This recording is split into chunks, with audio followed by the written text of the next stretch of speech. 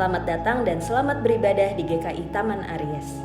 Sebelum memulai ibadah, mari kita simak beberapa informasi kegiatan gereja berikut ini. Shalom Bapak Ibu Oma Opa, mari kita bersekutu di dalam rindu, riang dalam usia indah yang akan diadakan pada hari Jumat 24 Januari 2025 pukul 10 pagi. Persekutuan ini dapat diikuti secara onsite di gedung gereja maupun melalui YouTube. Ditunggu ya kehadirannya Bapak Ibu Oma Opa. Kebaktian peneguhan dan pemberkatan pernikahan Saudari Pinky Putri, anggota Jemaat GKI Taman Aries, dengan Saudara Wong Petrus Wijaya, anggota Jemaat GPTI Kramat, akan diselenggarakan pada hari Sabtu 25 Januari 2025 pukul 10 pagi, dilayani oleh Pendeta Rinto Tambubolon. Majelis Jemaat GKI Taman Aries membuka kesempatan bagi jemaat dan simpatisan GKI Taman Aries yang terpanggil untuk memberikan persembahan bunga mimbar. Mohon dapat mendaftarkan diri dengan cara mengisi buku yang tersedia di meja penyambutan atau menghubungi Tata Usaha GKI Taman Aries pada jam kerja. Demikian warta lisan hari ini. Keterangan selengkapnya dapat dilihat di Warta Jemaat. Mari kita siapkan hati untuk beribadah.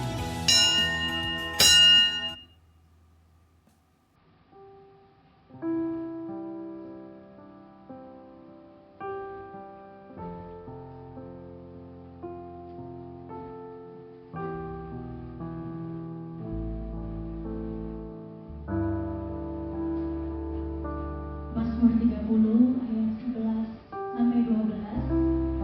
Ratapanku telah kau ubah menjadi tarian, kain kamuku telah kau buka, pinggangku kau ikat dengan sukacita, sehingga hatiku menyanyikan puji-pujian kepadamu, dan aku tidak akan berdiam diri. Ya Allahku, aku hendak memujimu untuk selama-lamanya. Mari saudara Bapak Ibu, kita siapkan hati kita untuk datang beribadah. Kita akan menenangkan diri kita, menyerahkan hidup, bergumulan saat ini, dan percaya Tuhanlah yang selalu memimpin dan menuntun setiap langkah kehidupan kita.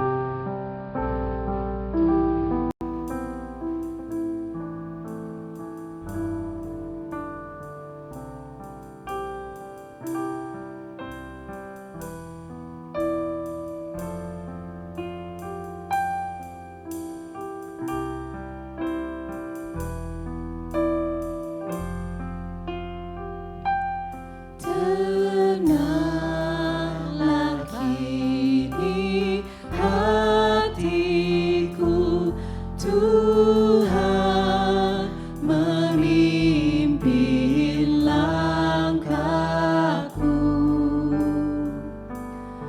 di tiap saat dan kerja. Tetap ku rasa tangannya.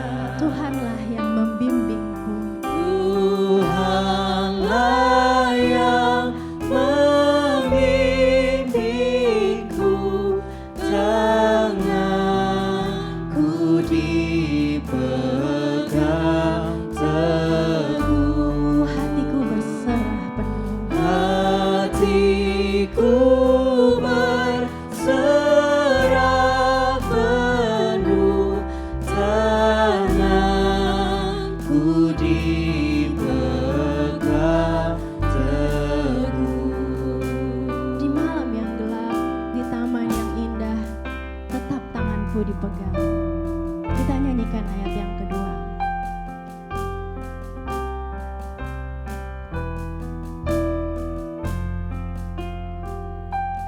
Di malam yang gelap benar, di taman indah dan segar, di taufan dan laut tenang, tetap tanganku dipegang. Tuhanlah yang memimpinku, tanganku dipegang teguh. Hatiku berserah penuh, tanganku dipegang teguh. Ketika hati kita berserah dan percaya, tangan kita dipegang teguh, kita imani Tuhan yang akan menolong kita. Bagi kita yang telah merasakan pertolongan Tuhan dan selayaknya kita bersyukur padanya. Mari Bapak Ibu Saudara, saya undang untuk kita berdiri. Kita akan memasuki ibadahnya. Tahun boleh berganti, bumi boleh berubah, tapi kasih pertolongan Tuhan tidak akan pernah berubah.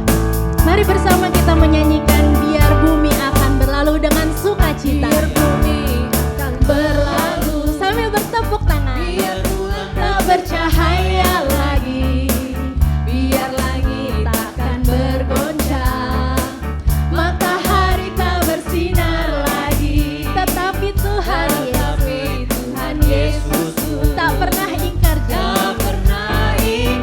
janji. Semua yang difirmankannya pasti akan digenapi. Sekali lagi kita mau katakan biar bumi akan berlalu, biar bulan tak bercahaya lagi, biar langit akan bergoncang, matahari tak bersinar lagi. Tetapi Tuhan Yesusku tak pernah ingkar janji. Semua yang difirmankannya pasti akan digenapi. Mari bersukacita. Shalalalalala. Saya cinta Yesus. Shalalalalala. Yesus cinta saya.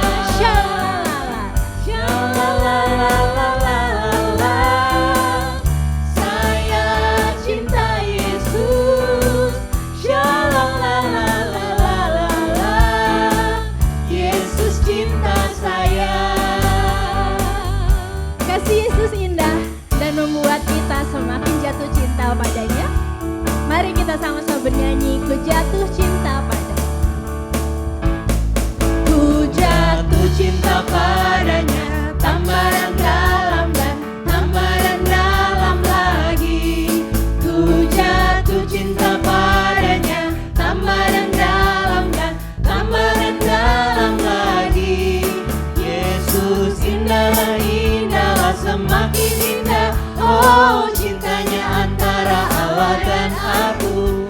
Ku jatuh cinta padanya, tambah dan dalam dan tambah dan dalam lagi. Hanya Yesus, hanya Yesus, hanya Yesus, hanya Yesus, pujaanku. Hanya Yesus, hanya Yesus, hanya Yesus, kekasihku.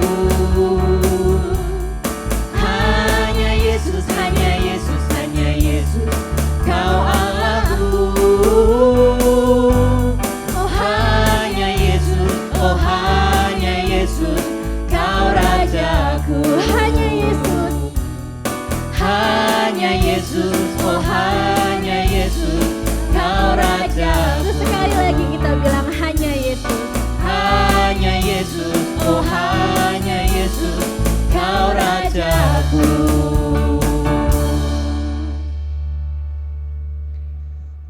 Pertolongan kita adalah di dalam nama Tuhan yang menjadikan langit dan bumi. Salam bagi saudara yang datang di dalam nama Tuhan, Tuhan beserta saudara. Dan beserta saudara juga. Silakan duduk Bapak Ibu. Selamat sore sekali lagi. Selamat sore. Shalom, selamat hari Minggu. Selamat sore juga Bapak Ibu Panitia Paskah. Ya, selamat sore. Semoga dalam keadaan baik dan sehat hari ini. Puji Tuhan ya. Perjalanan hidup kalau kita mau bilang memang tidak selalu lurus dan mulus. Kadang berliku, kadang berbatu, dan saat kondisi kita baik-baik saja mudah untuk menyatakan bahwa Tuhan itu baik. Begitu ya Bapak Ibu ya. Mudah. Namun kalau kondisi kita lagi tidak baik-baik saja, malah kita berucap dan mempertanyakan, di mana kau Tuhan? Mengapa Tuhan hanya diam dan membiarkan semua itu terjadi? Ya, tema hari ini ingin mengingatkan kita bahwa Tuhan tidak pernah tinggal diam.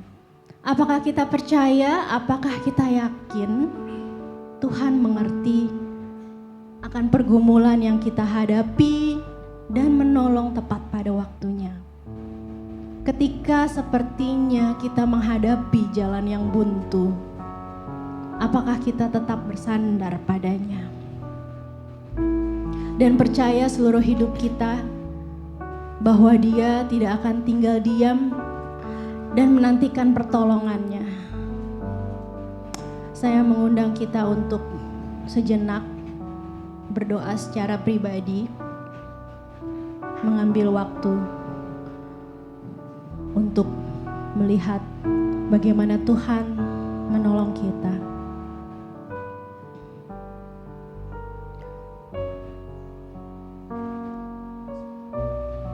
Mari kita berdoa.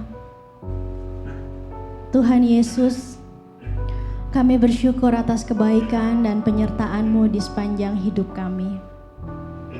Dengan kerendahan hati, kami datang kepadamu untuk mengakui segala kesalahan dan dosa kami. Ampunilah kami Tuhan, sebab di saat situasi sulit dan terpuruk, kami kadang tidak sabar dalam menanti pertolongan-Mu.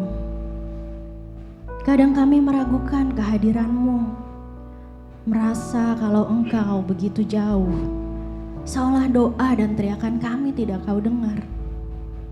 Sehingga kami cenderung mengandalkan kekuatan dan logika kami sendiri daripada iman percaya kami. Sucikan dan kuduskanlah hati kami ya Tuhan, agar kami tetap layak menjadi anak-Mu. Teguhkan kami untuk tetap percaya bahwa Engkau tidak pernah tinggal diam. Engkau selalu hadir dan memberikan pertolongan, dan selalu hadir memimpin kehidupan kami, memegang tangan kami, membimbing dan memberi pertolongan. Di dalam nama Tuhan Yesus kami memohon. Amin.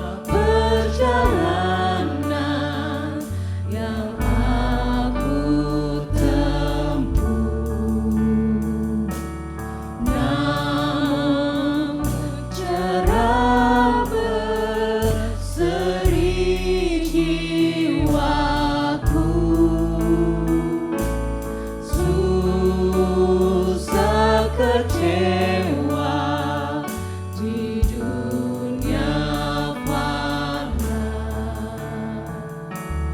Damai menanti di sorga baka. Oh Juru Selamat, pegang tangan. Oh Juru Selamat, pegang tanganku, bimbinganmu yang aku perlu. Beri pertolongan dan kuasa-Mu, oh Tuhan Yesus, pegang tanganku. Efesus 4 ayat 31 sampai 32 meneguhkan kita bahwa pengampunannya tersedia. Mari kita membacanya bersama-sama. 3, 2, 1. Segala kepahitan, kegeraman, kemarahan, pertikaian, dan fitnah hendaklah dibuang dari antara kamu. Demikian pula segala kejahatan. Tetapi hendaklah kamu ramah seorang terhadap yang lain, penuh kasih mesra dan saling mengampuni, sebagaimana Allah di dalam Kristus telah mengampuni kamu. Kiranya damai dan pengampunan Kristus beserta kita satu sama lain. Kita menyanyikan Ku Kasih Kau dengan kasih Tuhan sambil bersalam damai.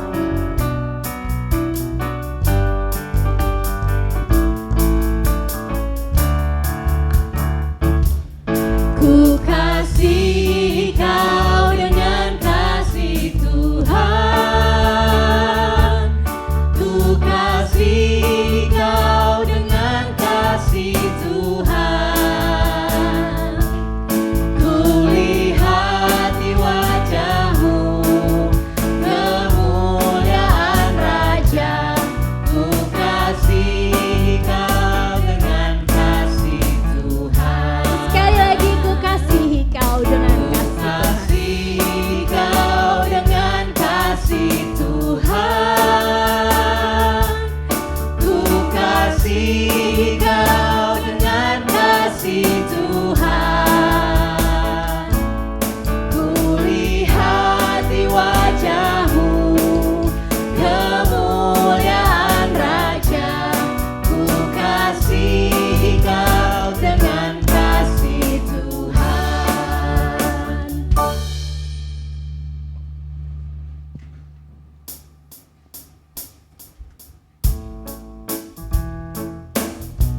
Kita siapkan untuk firman Tuhan dengan menyanyikan Tuhanku berjanji.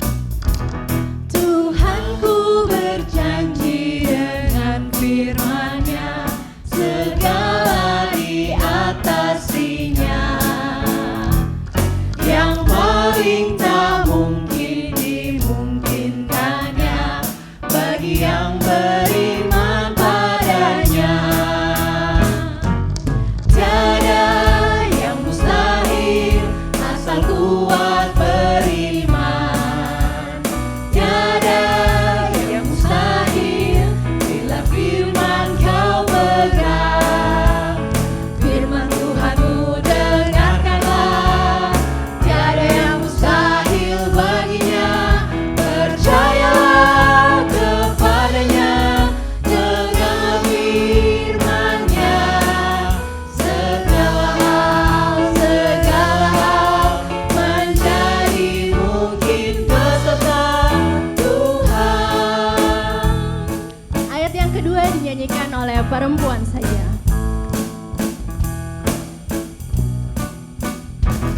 Meski kau digoncang gelombang cemas, firman-Nya tetap jangkarmu. Dan biar manusia lemah dan fana, firman Tuhan pegang dan teguh. Bersama. Tiada yang mustahil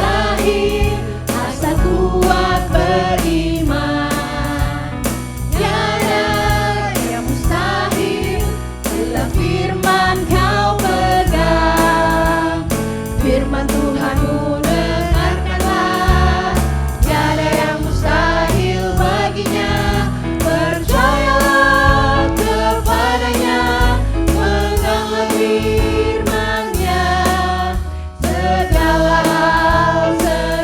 hal menjadi mungkin beserta Tuhan. Mari ayat yang ketiga dinyanyikan oleh laki-laki saja.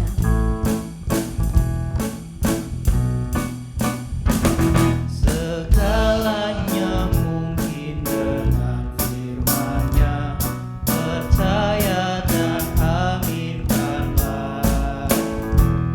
Janjinya selalu ditepatinya, tidak akan dipungkirinya.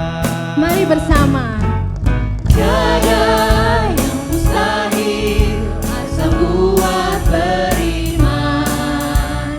Tiada yang mustahil bila firman kau pegang. Firman Tuhanmu dengarkanlah, tiada yang mustahil baginya. Percayalah kepadanya, peganglah firman-Nya. Segala hal menjadi mungkin bersama Tuhan. Silakan duduk. Mari Bapak Ibu Saudara-saudara kita bersatu di dalam doa. Tuhan, kami siap untuk menerima firman Tuhan. Biarlah tiada yang mustahil boleh terjadi dalam pemberitaan firman ini. Pertama-tama bagaimana hati kami yang keras dilunakkan. Bagaimana kami yang sulit percaya dan penuh keraguan-raguan bisa diyakinkan. Sehingga biarlah firman Tuhan itu membawa pembaruan, membawa kehidupan bagi kami dan juga melalui kami. Berfirmanlah ya Tuhan, kami siap untuk mendengar.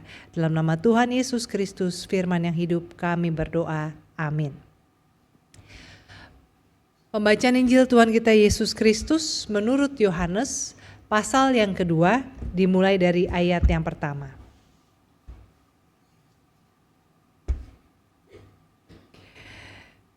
Pada hari ketiga ada perkawinan di Kana yang di Galilea dan ibu Yesus ada di situ. Yesus dan murid-muridnya diundang juga ke perkawinan itu. Ketika mereka kekurangan anggur, ibu Yesus berkata kepadanya, "Mereka kehabisan anggur." Kata Yesus kepadanya, "Mau apakah engkau dari aku, Ibu? Saatku belum tiba." Ibu Yesus berkata kepada pelayan-pelayan, "Apa yang dikatakannya kepadamu, lakukanlah itu." Di situ ada 6 tempayan yang disediakan untuk pembasuhan menurut adat orang Yahudi. Masing-masing isinya 80 atau 120 liter. Yesus berkata kepada pelayan-pelayan itu, "Isilah tempayan-tempayan itu penuh dengan air." Mereka pun mengisinya sampai penuh. Sesudah itu kata Yesus kepada mereka, "Sekarang cedoklah dan bawalah kepada pemimpin pesta." Lalu mereka membawanya. Pemimpin pesta itu pun mencicipi air yang telah menjadi anggur itu. Ia tidak tahu dari mana datangnya, tetapi pelayan-pelayan yang mencedok air itu mengetahuinya. Setelah itu ia memanggil mempelai laki-laki dan berkata kepadanya, "Setiap orang menghidangkan anggur yang baik dahulu, dan sesudah orang puas minum barulah yang kurang baik. Tetapi engkau menyimpan anggur yang baik sampai sekarang." Hal itu dilakukan Yesus di Kana yang di Galilea, sebagai yang pertama dari tanda-tandanya, dan dengan itu ia telah menyatakan kemuliaannya, dan murid-muridnya percaya kepadanya. Demikian pembacaan firman Tuhan. Berbahagialah kita yang mendengar dan yang memeliharanya. Haleluya.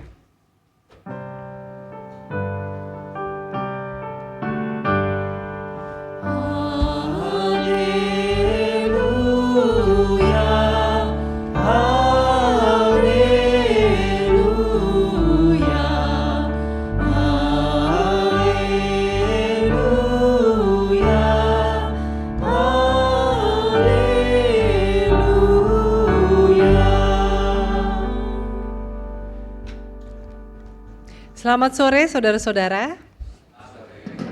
Ya, saudara-saudara, hari ini tadi juga dari awal Liturgos sudah mengajak kita merenungkan tentang hidup yang penuh dengan pergumulan. Nah biasanya kalau kita punya masalah, punya pergumulan, kita datang ke siapa? Ke Tuhan ya. Kita datang berdoa ke Tuhan. Tapi ada saatnya gak sih kalau kita kadang-kadang juga minta tolong sama orang? Minimal curhat sama orang gitu, ada gak? Katanya itu perlu loh. Makanya sekarang ini ada hashtag laki-laki tidak bercerita gitu ya, tahu-taunya ngamuk. Laki-laki tidak bercerita, tahu-taunya nabrak orang. Karena katanya toxic masculinity ya, bahwa yang namanya laki-laki tidak boleh menangis. Jadi kalau ada masalah semua disimpan sendiri. Nah sebaliknya juga katanya nih, kenapa ibu-ibu bisa sabar di rumah menghadapi suami, anak dan segala macam yang perkara gitu, karena rupanya suka jalan pagi. Jalan pagi rame-rame kan keliling kompleks sama ibu-ibu itu sambil curhat. Jadi lumayan ya, kalau enggak tuh bisa tikam menikam, katanya begitu. Jadi sebetulnya tuh jalan pagi rame-rame itu kalau lihat gitu pahami bahwa mereka sedang menyelamatkan nyawa. Karena kalau tidak dilakukan itu mungkin suaminya udah dikasih baygon dari kapan-kapan mungkin ya. Tapi itu ya, jadi kita ini perlu berbagi kalau ada masalah ya kan. Nah tapi ini dia, seringkali orang itu yang bikin dia terluka atau bikin dia teringat bukan masalahnya, tapi ketika dia berbagi atau ketika dia minta tolong, orang yang diharapkan menolongnya tidak peduli. Ya, ketika kita mau curhat, tapi teman kita bilang aduh sibuk, atau dia malah bilang lu mah curhat mulu, sedih mulu hidup lu gitu ya, itu melukai. Nah oleh karena itu bayangkan ketika Maria ibu Yesus di sebuah pesta pernikahan, yang mungkin ini Maria bukan sekedar kepo ya, pergi ke dapur, mana makanannya masih ada enggak gitu, bukan. Kemungkinan ini masih kerabatnya Maria. Makanya Yesus, bukan hanya Yesus yang diundang tapi juga murid-muridnya ya, walaupun tentu kekerabatan orang masa zaman itu nggak seperti kekerabatan manusia modern yang individualis ya, memang pasti sudah lebih kenal dikit juga jadi kerabat gitu. Tetapi ini rasanya cukup dekat, keluarga yang menikah ini cukup dekat dengan Maria. Dan ketika Maria melihat, wah anggur ini sudah mau habis, lalu dia bilang ke Yesus, mereka kehabisan anggur. Yesus jawabnya tadi apa? Apa maumu dariku ibu? Tapi kalau dalam versi bahasa Inggris, ini begini bunyinya. Woman, how does your concern affect me? My hour has not come. Woman, wahai perempuan, how does your concern affect me? Gimana masalah lu ngaruh ke gue? Kurang lebih gitu. Jadi terus so what gitu loh. Jadi kalau anggurnya habis, kenapa ngomong ke saya, kurang lebih gitu ya. Itu bukan masalah saya. Nah, bayangkan kalau kita lagi punya masalah, kita minta tolong, lalu orang jawabnya gitu, kenapa? Terus apa urusannya sama gue gitu ya. Wah saudara-saudara, itu pasti lebih membekas, kita bisa lupa masalah kita waktu itu apa, mungkin gak ada duit, mungkin lagi berantem atau apa, tapi kita bisa ingat perkataan orang seperti itu. Nah, jadi mengapa Tuhan menjawab demikian kepada perkataan Maria ibunya? Nah, Bapak Ibu Saudara-saudara, di sini kita mau melihat sebetulnya memang kadang-kadang penulisan Injil itu sifatnya kan summary ya dari percakapan yang terjadi. Jadi nggak mungkin kan Maria datang, halo Yesus apa kabar, udah makan belum, nggak mungkin kayak gitu ya, jadi pasti to the point. Nah yang di highlight ini makanya tadi juga versi bahasa Indonesia lebih lunak dibanding versi bahasa Inggris, dan versi bahasa Inggris ada bermacam-macam. Tapi intinya sebetulnya yang mau ditangkap adalah Maria minta tolong tapi Yesus seperti tidak mau menolong, poinnya di situ. Nah ini kan yang seringkali menjadi pergumulan kita ya, kemana Tuhan? Ketika saya sedang susah, rasanya saya udah berseru minta pertolongan Tuhan, tapi kok Tuhan tidak menolong? Atau kenapa Tuhan kok kayaknya berlambat-lambat? Atau ya mungkin kalau kita kaitkan dengan kehidupan kita, saya minta tolong sama pasangan saya loh. Waktu saya sakit, saya minta tolong ke suami saya minta tolong ke istri saya. Tapi gak ditolongin, minta tolong beliin makanan. Akhirnya saya mesti pesan sendiri, pakai GoFood atau pakai Gojek gitu ya. Kan sakit hati gitu ya, gak bisa diandalkan. Atau orang tua saya nggak peduli tuh sama saya, yang lebih peduli malah om tante saya, itu bisa membekas buat kita. Nah tapi Tuhan kan mestinya nggak begitu. Nah di sini saya mau mengajak kita untuk mengamati perkataan Yesus di bagian yang kedua, itu saatku belum tiba. Jadi kenapa seakan-akan Tuhan tidak mau menolong? bukan saja Maria tapi juga kita ketika kita berdoa, kita memohon, seakan-akan Tuhan tidak berbuat apapun karena saatnya belum tiba. Saat yang belum tiba di sini pertama-tama dalam konteks Injil Yohanes adalah saatnya Tuhan Yesus. Ini Yohanes baru pasal 2. Pasal 1 baru Yesus merangkul para muridnya untuk mengikut dia. Dan misi Tuhan Yesus adalah untuk membuat orang bertobat kepada kerajaan Allah. Ya, misi Tuhan Yesus itu. Misi Tuhan Yesus bukannya untuk bikin mujizat, menyembuhkan orang sakit. Itu datang dalam bentuk pelayanannya. Tapi tujuan utamanya adalah mempertobatkan hati dan pikiran orang-orang umat Israel yang keras, yang terpaku pada hukum, yang membebani manusia, yang jauh dari relasi dengan Tuhan untuk bertobat. Dan kalau di awal Tuhan Yesus sudah buat mujizat dan itu yang membuat orang tertarik sama dia, yang membuat murid-muridnya tertarik sama dia, ini kan bisa jadi salah paham, salah kaprah, ya. Bahkan sudah 3 tahun bersama-sama aja murid-murid kan sebagian masih ada yang berpikir bahwa Tuhan Yesus mau menjadi pemimpin bangsa Israel kan, mau mengalahkan pemerintah Romawi di dunia, masih belum nangkep. Apalagi ini baru awal. Kalau dia sudah sibuk melakukan mujizat, maka murid-murid ini bisa berpikir, wah guru kita ini sakti, jadi kita ini ikut dukun, bukannya ikut seorang guru, pengajar, guru Yahudi, guru agama yang mengajak orang untuk berpikir dan melihat firman Tuhan. Makanya Yesus kata, saatku belum tiba, belum saatnya untuk buat mujizat-mujizat itu. Dia mau lay foundation dulu, dia mau meletakkan dasar yang tepat supaya orang-orang kalau mendengarkan dia bukan mencari roti, bukan mencari mujizat kesembuhan. Ya makanya Yesus berkali-kali mengatakan, kalian nih kesini bukan mencari aku, kalian mencari roti, karena kemarin aku bikin mujizat roti, 5 roti 2 ikan, lalu jadi orang berbondong-bondong nih minta disembuhkan, bukannya mau mendengarkan pengajaranku gitu ya. Nah Bapak Ibu Saudara-saudara, demikian juga ketika dalam hidup kita, kadang-kadang kita berdoa dan Tuhan rasanya tidak kunjung menjawab. Sebetulnya karena Tuhan lebih peduli pada keselamatan jiwa kita, pada perubahan pola pikir kita, pada pertobatan hati kita, pada pertumbuhan karakter dan mental kita daripada solusi dari jawaban kita. Kalau perhatiin ya, kalau orang yang selalu terima donasi, itu kan orang yang minta duit dong, terus dikasih duit gitu ya, dapat solusi langsung. Pertanyaannya, orang itu bisa kaya nggak? Kalau di Indonesia ternyata bisa ya, pengemis-pengemis itu ternyata rumahnya di kampung kaya, rumahnya mewah gitu ya. Ini jadi, tapi apakah Bapak Ibu, apakah itu definisi orang kaya yang rumahnya mewah di kampung tapi sehari-hari dia duduk di pinggir jalan ngisep asap knalpot? Tentu bukan. Ya, hidup yang seutuh-utuhnya kan bukan soal punya rumah yang mewah dengan cat bukan hijau tapi cat yang mewah, tetapi bagaimana hidup itu berkarya, punya martabat, berkontribusi, dihargai, dihormati orang, bukannya direndahkan.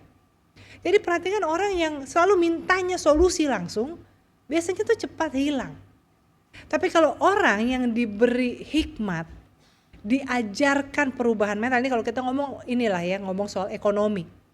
Kalau ada orang susah minta duit, oke lah kita kasih patungan, kita bantuin dia. Tahun depan bisa jadi terulang lagi. Masalahnya sama, saya punya temen yang dari tahun ke tahun selalu ada aja gitu ya, ya itu minta judulnya minjem, tapi nggak pernah balik dia. Kadang-kadang kita juga udah tahu, tapi gitu ya, dari tahun ke tahun. Rasanya saya berteman sama dia udah 25 tahun, tapi dari tahun ke tahun hidupnya dari kuliah sampai sekarang begitu. Jadi ya kan apa gitu hidup ya, dari tahun ke tahun, ini anakku sakit, anakku butuh sekolah, selalu begitu kan, capek ya. Nah tapi coba perhatiin deh, kalau ada orang lagi minta-minta, terus Bapak Ibu bilang, saya gak mau kasih kamu uang, tapi saya mau kasih kamu hikmat. Marah gak orangnya? Marah gitu. Kalau gak mau ngasih udah bilang aja, gak usah sok ngajarin gitu kan. Nah ini yang seringkali juga sikap kita kepada Tuhan loh. Tuhan, saya minta jawaban doa saya sekarang, secepatnya. Lalu Tuhan katakan, enggak, waktunya belum tiba. Kamu bukan soal air menjadi anggur yang kamu perlukan. Yang kamu perlukan adalah bagaimana belajar percaya, belajar rendah hati, belajar mengampuni, belajar rasa cukup, belajar tidak khawatir, apapun lah itu ya. Yang kamu perlukan adalah hikmat pertumbuhan karaktermu.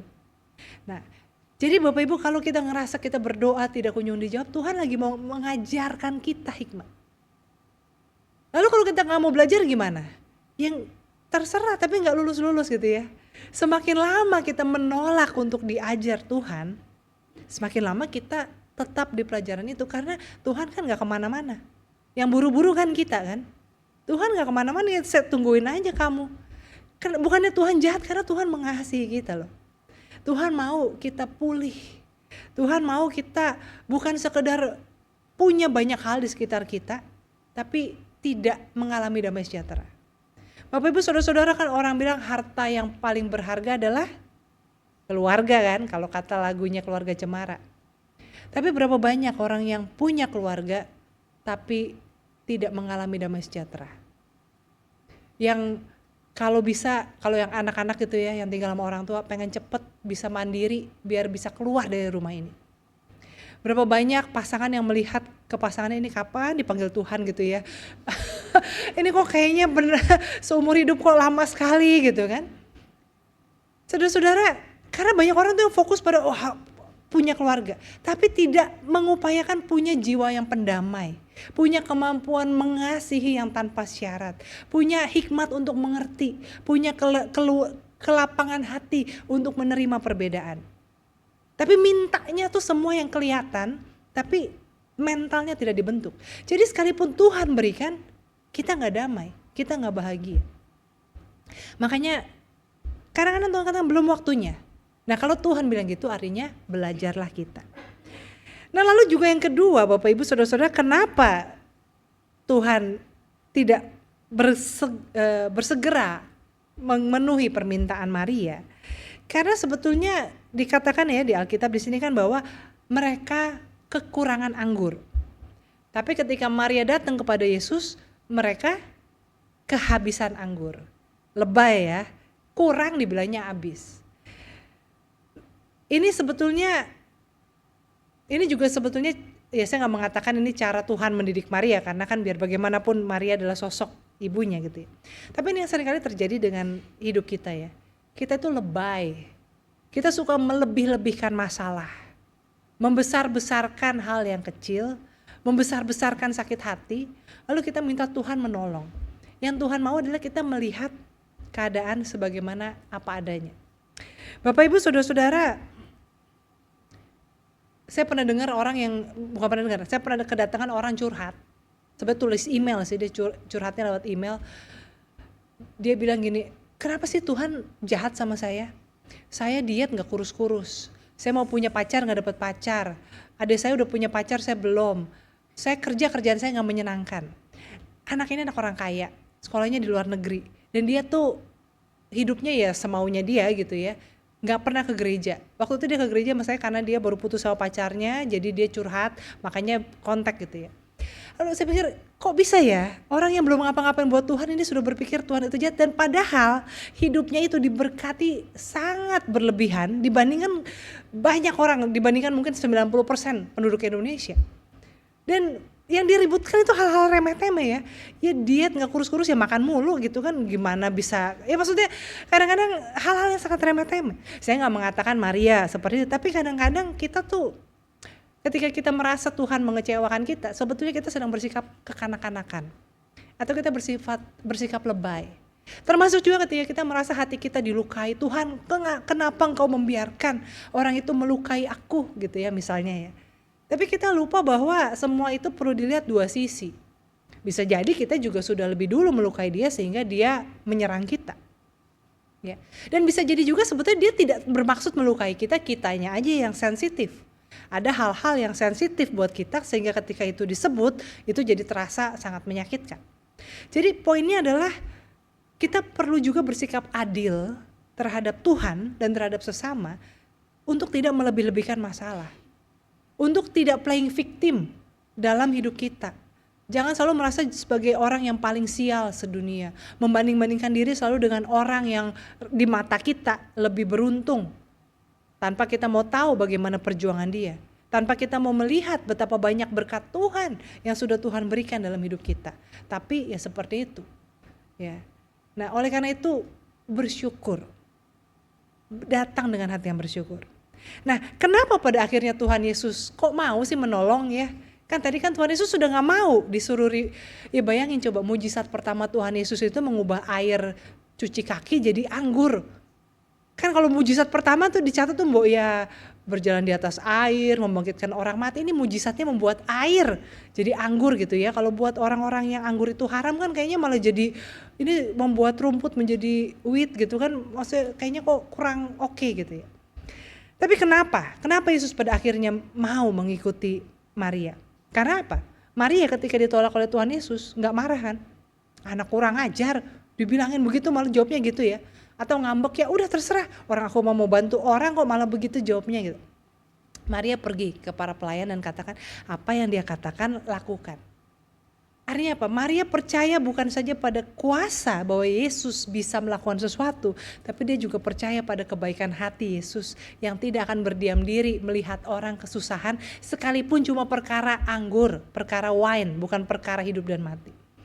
Maria punya asumsi yang baik, berpikir positif tentang anaknya. Selain dia punya kuasa, dia juga orang yang baik. Pasti dia akan menolong. Makanya Maria sudah mengantisipasi apapun yang dia katakan lakukanlah. Demikian juga kita dalam relasi kita dengan Tuhan, kita perlu punya asumsi-asumsi yang positif. Kusnuzon ya katanya ya kalau orang Islam ya. Jangan suuzon. Jangan selalu berpikir, Tuhan engkau tuh tidak adil memang. Aku cuma minta segini Tuhan tapi gak dikabul-kabulkan gitu kan. Atau ketika kita minta tolong sama orang juga, dia mah pasti udah gak nolong, pasti cuma nyeramahin gitu ya. Atau misalnya kita mau punya masalah, kita mau cerita, ntar malah jadi bahan gosip bukannya dapat solusi. Kadang-kadang kita itu tidak memberi kesempatan untuk Tuhan bekerja atau Tuhan menolong kita juga melalui sesama kita karena kita punya pandangan yang terlalu negatif terhadap kehidupan. Pesimis, negative thinking. Udahlah memang begini aja. Padahal mungkin banyak orang yang mau menolong kita. Dan padahal Tuhan tuh di depan pintu menunggu untuk kita membuka pintu hati kita untuk mau bekerja campur tangan dalam hidup kita. Maka itu kenapa Tuhan pada akhirnya mau menolong? Karena memang relasi Yesus dengan Maria itu dekat. Relasi kita dengan Tuhan itu kalau kita erat, pertolongan Tuhan itu tidak habis-habisnya ya, selalu baru tiap pagi. Jadi gak ada batasnya. Tahun 2025 belum apa-apa udah berdoa mulu, udah banyak mintanya, nggak ada gitu ya. Setiap hari kita bisa meminta. Tapi tentunya juga meminta bukan dalam arti peminta-minta tadi, tapi dalam semangat keyakinan bahwa Tuhan menolong. Dan perhatikan juga bahwa Maria itu meminta bukan untuk kepentingan dia sendiri, tapi untuk menolong sesamanya. Nah dalam relasi kita dengan Tuhan ini penting untuk kita punya selain asumsi yang positif bahwa Tuhan itu baik, Tuhan itu bekerja, Tuhan tidak tinggal diam, tapi kita juga perlu punya hati yang berempati kepada sesama, bukannya egois. Banyak orang yang egois. Saya percaya Tuhan berkuasa, saya klaim janji Tuhan untuk saya, bahwa bisnis saya pasti besar, bahwa keluarga saya pasti diberkati, tapi saya. Ya. Nah dalam relasi kita yang erat dengan Tuhan, kita perlu ingat untuk memperhatikan sesama, justru untuk berdoa bagi orang lain.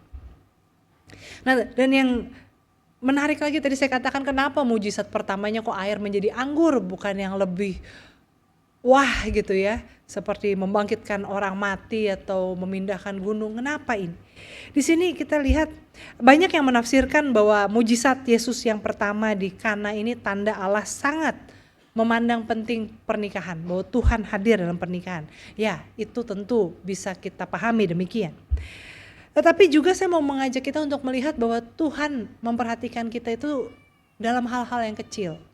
Tidak harus selalu melulu jawaban doa kita itu kita bebas dari cancer dalam proses yang ajaib.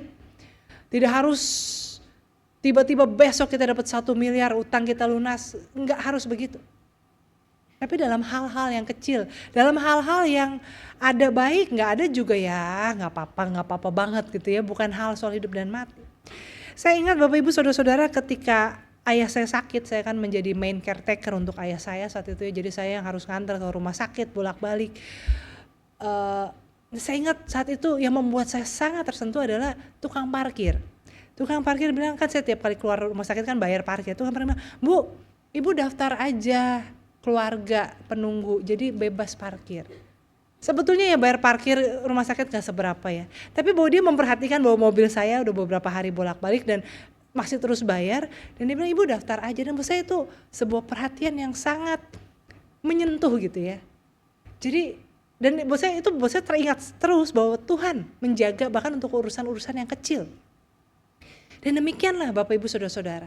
Kalau kita selalu mengukur kuasa Tuhan bekerja dalam hidup kita tuh, kalau kita sakit harus sembuh, kita gak boleh ada masalah, semuanya serba simsalabim ajaib, kita menjadikan Tuhan Yesus tukang sulap.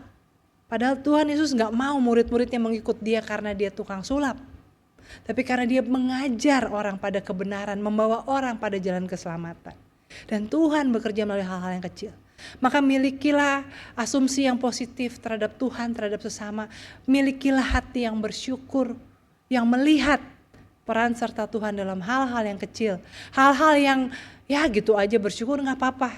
Karena disitulah Tuhan hadir. Maka biarlah kiranya jiwa kita boleh selalu bersuka cita. Karena kita adalah anak-anak Tuhan yang dipeliharanya. Amin.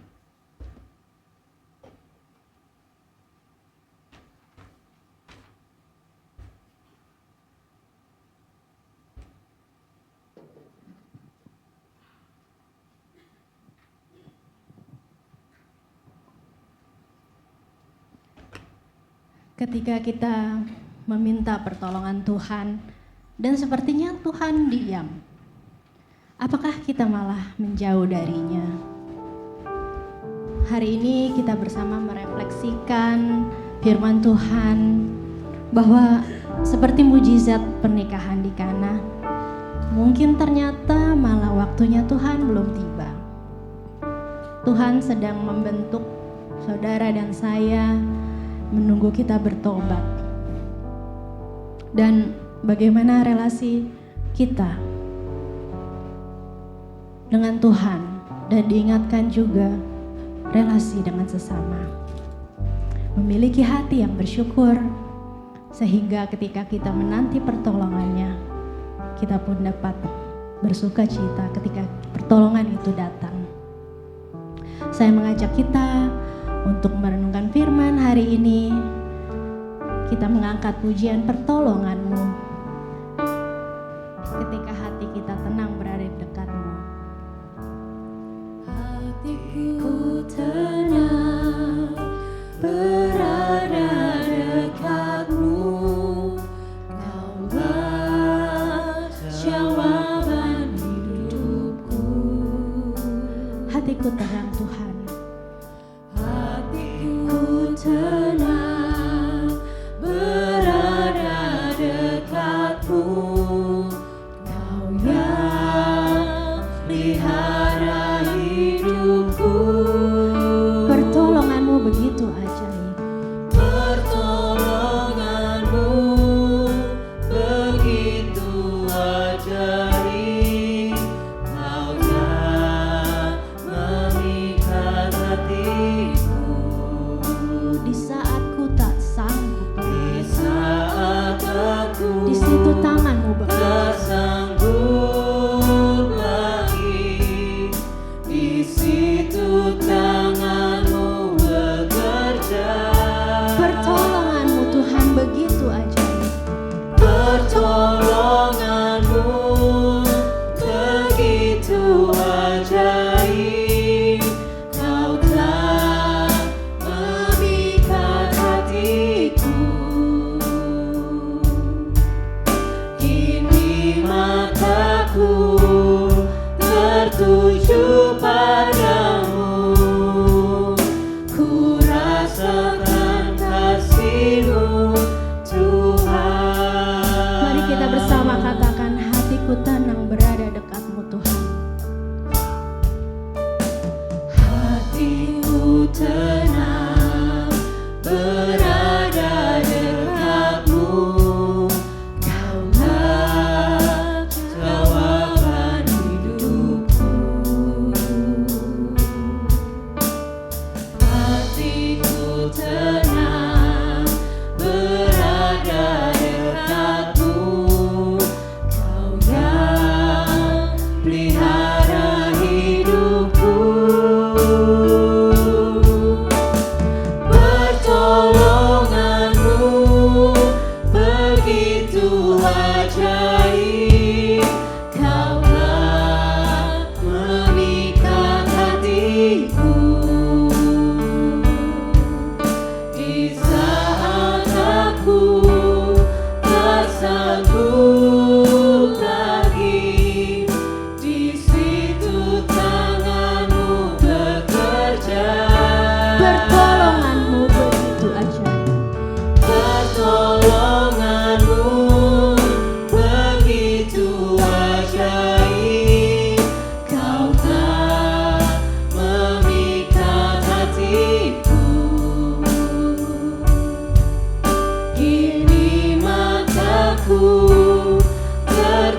tertuju padamu, ku rasakan kasih-Mu Tuhan. Saya mengundang Bapak Ibu Saudara kita bangkit berdiri dan kita menyanyikan pertolongan.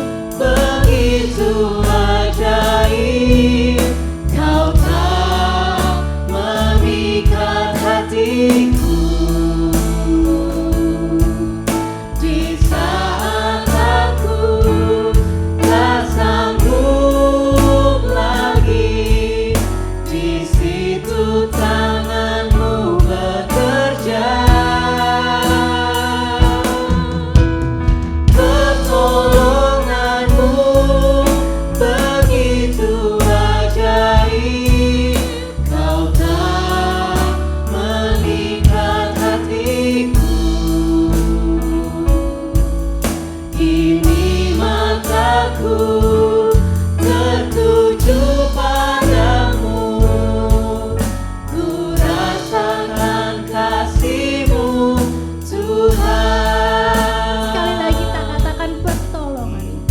Mataku tertuju padamu, ku rasakan kasih-Mu Tuhan.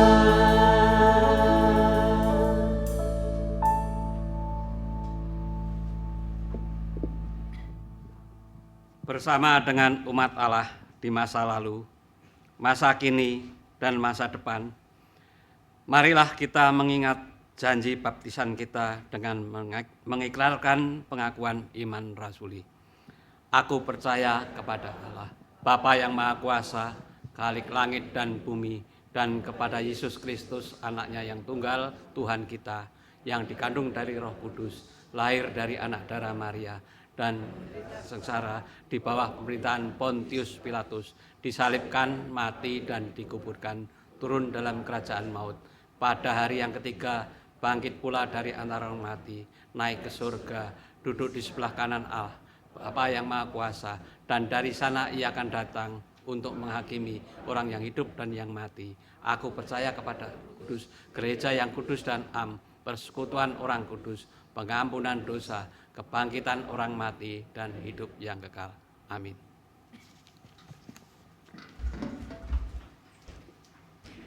Bapak Ibu Saudara-saudara, hari ini beberapa saudara kita akan menerima pelayanan pelantikan sebagai Panitia Paskah 2025 di GKI Taman Aries.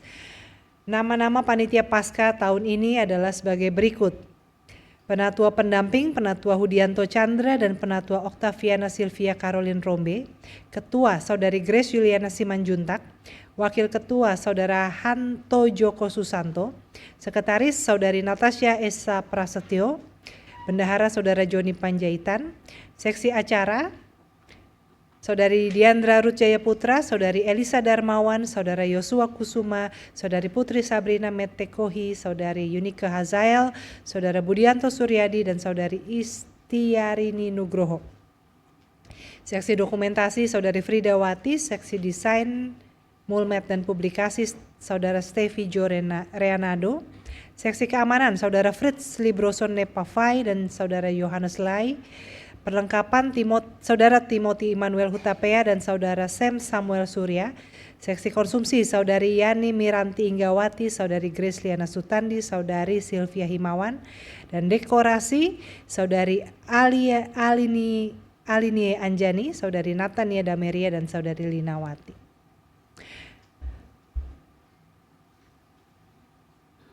Mari saudara-saudara kita menaikkan doa syukur kepada Allah. Ya Tuhan, kami bersyukur karena Engkau telah memanggil saudara-saudara kami ini sebagai panitia Paskah tahun ini. Teguhkanlah mereka dalam kebenaran-Mu, pimpinlah mereka dengan Roh Kudus, mampukanlah mereka melaksanakan pelayanan mereka dengan kuasa-Mu. Jadikanlah mereka hamba-hamba Kristus yang baik dan setia. Jadikanlah pelayanan mereka sebagai pelayanan yang berbuah bagi kemuliaan nama Tuhan. Dalam nama Tuhan Yesus Kristus kami berdoa. Amin.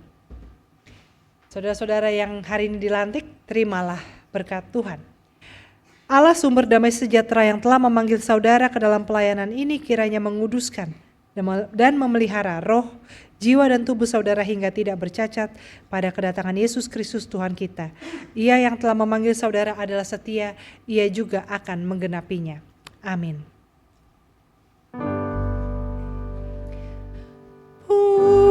Pujilah Halik semesta, sumber segala kurnia, sorga dan bumi puji terus Sang Bapa, Putra, Roh Kudus.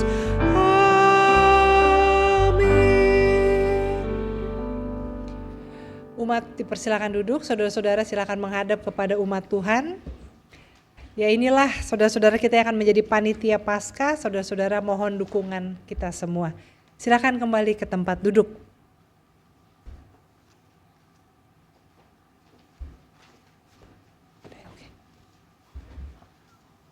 Kami mengundang perwakilan dari panitia Paskah, Ketua Ibu Grace.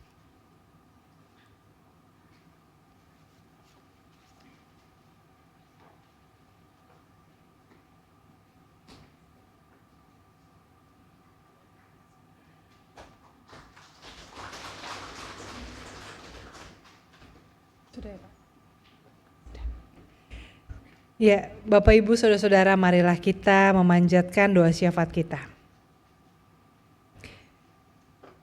Tuhan Allah kami mengucap syukur kepadamu untuk perjalanan kehidupan kami. Terima kasih karena Engkau bersabar dengan kami ketika seringkali kami tidak sabar dan menuntut Tuhan untuk bersegera menolong kami mengikuti maunya kami. Biarlah kiranya kami belajar untuk dalam kerendahan hati mengikuti apa yang menjadi kehendak Tuhan, mencari apa yang menjadi rencana Tuhan, bukan apa yang menjadi kehendak dan apa yang kami pikir baik. Maka biarlah kiranya Tuhan, apapun yang terjadi dalam hidup kami tahu bahwa kami bersama dengan Tuhan, kami akan keluar sebagai pemenang-pemenang, kami akan keluar dengan pribadi yang terus dimurnikan, disempurnakan di dalam Kristus. Pada saat ini kami mau berdoa bagi saudara-saudara kami yang sedang sakit. Kami berdoa untuk proses pemulihan dan kesembuhan mereka. Tapi kami juga berdoa Tuhan agar mereka juga boleh semakin merasakan kedekatan dengan Tuhan dalam melalui sakit mereka. Kami berdoa juga bagi keluarga mereka, bagi orang-orang yang menjadi perawat mereka. Tuhan berikan juga kesehatan, Tuhan berikan kesabaran, Tuhan berikan juga sukacita bahwa mereka boleh dipakai oleh Tuhan untuk meneruskan cinta kasih kepada saudara-saudara kami yang dalam keadaan sakit. Saat ini kami juga mau berdoa Tuhan untuk klinik Pratama Karya Kasih agar bisa menjadi berkat baik bagi jemaat maupun masyarakat, sehingga orang dapat mengalami kesembuhan, orang dapat mengalami pengharapan dalam hidup, sehingga kami sebagai anak-anak Tuhan boleh menjadi berkat di tengah masyarakat. Tuhan, kami juga mau berdoa untuk panitia yang baru saja dilantik. Kami bersyukur untuk teman-teman kami, saudara-saudara kami yang mau memberikan diri mereka dalam pelayanan. Berikan mereka kesehatan, sukacita dalam pelayanan, kemampuan bekerja sama dengan baik, dan juga bekerja sama dengan majelis jemaat. Sehingga dalam pelayanan kepanitiaan ini mereka boleh menyiapkan seluruh yang terbaik untuk pertumbuhan umat Tuhan di GKI Taman Aries. Kami mau serahkan Tuhan hidup kami semua satu persatu dalam tangan Tuhan. Engkau yang kenal pergumulan-pergumulan kami, Engkau yang tahu karakter kami, Engkau yang memegang masa depan kami. Biarlah kiranya Tuhan Engkau terus bekerja dan apapun yang menjadi pergumulan kami serahkan dalam tangan Tuhan. Dalam nama Tuhan kami Yesus Kristus kami berdoa. Amin.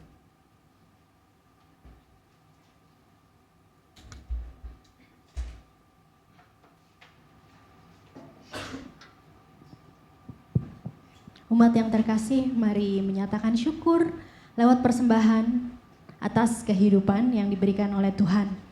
Persembahan dilandaskan dari firman Tuhan dalam Filipi 4 ayat 6. Janganlah khawatir tentang apapun juga, tetapi nyatakanlah dalam segala hal keinginanmu kepada Tuhan dalam doa dan permohonan dengan ucapan syukur.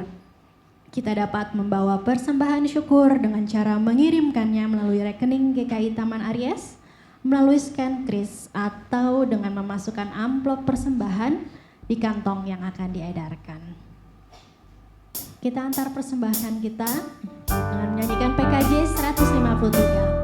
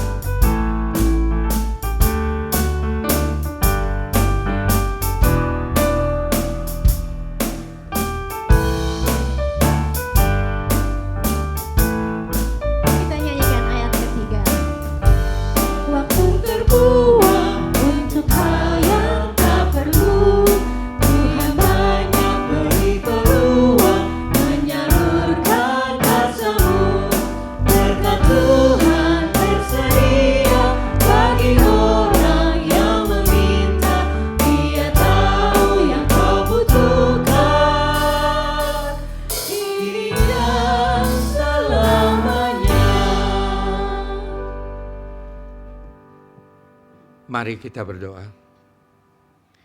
Ya Allah, sumber kasih dan berkat, kami bersyukur atas anugerah dan kebaikan-Mu sepanjang hidup kami. Saat ini kami membawa persembahan sebagai rasa syukur, kiranya persembahan ini dapat mendukung pelayanan dan menjadi saluran berkat di tengah umat dan lingkungan sekitarnya. Berikanlah kami hati yang selalu bersyukur untuk setiap pertolongan Tuhan yang nyata dalam hidup ini. Di dalam Kristus dan kami berdoa dan mengucap syukur. Amin. Amin.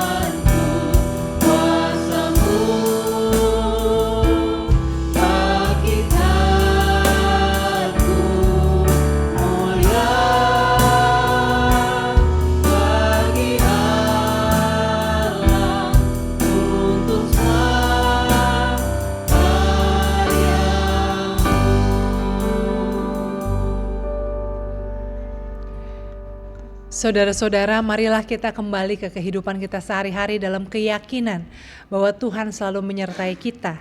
Biarlah dengan hati yang selalu bersyukur dan dengan pemikiran-pemikiran yang positif kita boleh memandang Tuhan sesama kita, kehidupan ini, bahwa semuanya adalah dalam tangan Tuhan, dalam pemeliharaan Tuhan, sehingga kita bisa melihat karya Tuhan dalam hal yang kecil maupun yang besar. Terimalah berkat-Nya. Kasih karunia Tuhan kita Yesus Kristus, kasih Allah Bapa dan persekutuan Roh Kudus menyertai saudara dari sekarang sampai selamanya. Haleluya. Amin. Maka pergilah sebab kita diutus. Syukur pada Allah.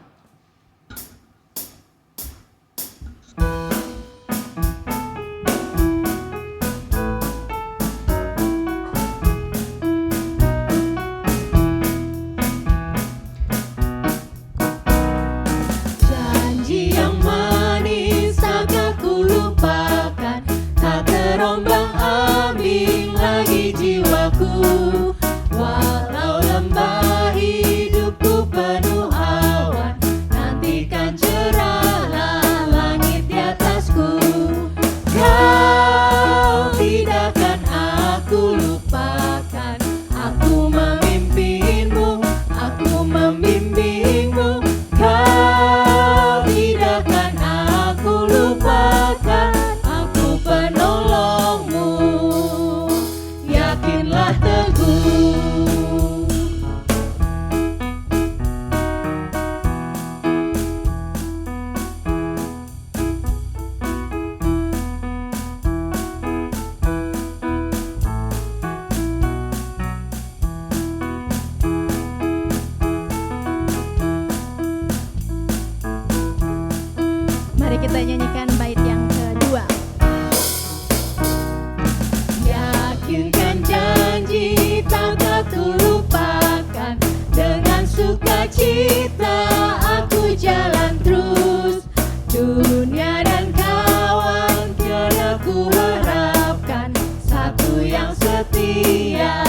Yesus penebus. Kau tidak akan aku lupakan. Aku membimbingmu, aku membimbingmu. Kau tidak akan aku lupakan. Aku penolongmu. Yakinlah teguh.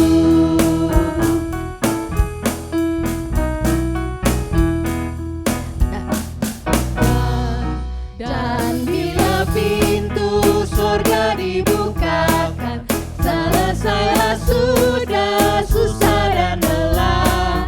Dan ku dengarlah suara mengatakan, hamba yang setiawan, mari masuklah. Kau tidak akan aku lupakan.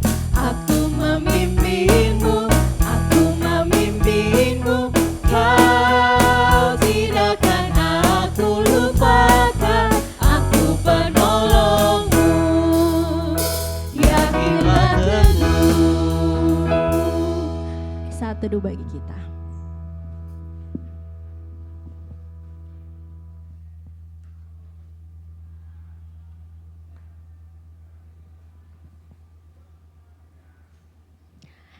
Ibadah kebaktian sore telah selesai. Terima kasih telah beribadah bersama. Dan di depan sudah tersedia ruang komunal. Selamat hari Minggu dan Tuhan Yesus memberkati.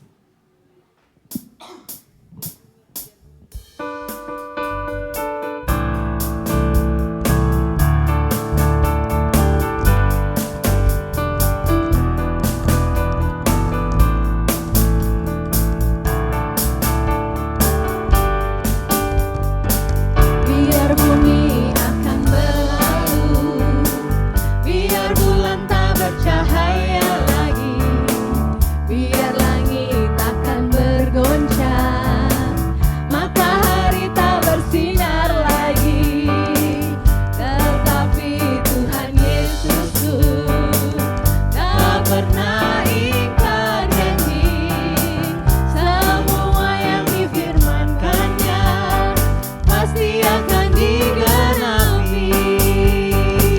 Biar bumi akan berlalu, biar bulan tak bercahaya lagi, biar langit akan bergoncang, matahari tak bersinar lagi. Tetapi Tuhan Yesusku tak pernah ingkar janji.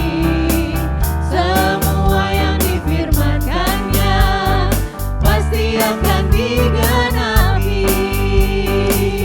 Shalalalalala, saya cinta Yesus.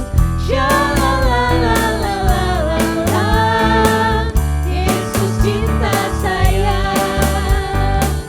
Shalalalalala, saya cinta Yesus. Shalalalalala, Yesus cinta saya.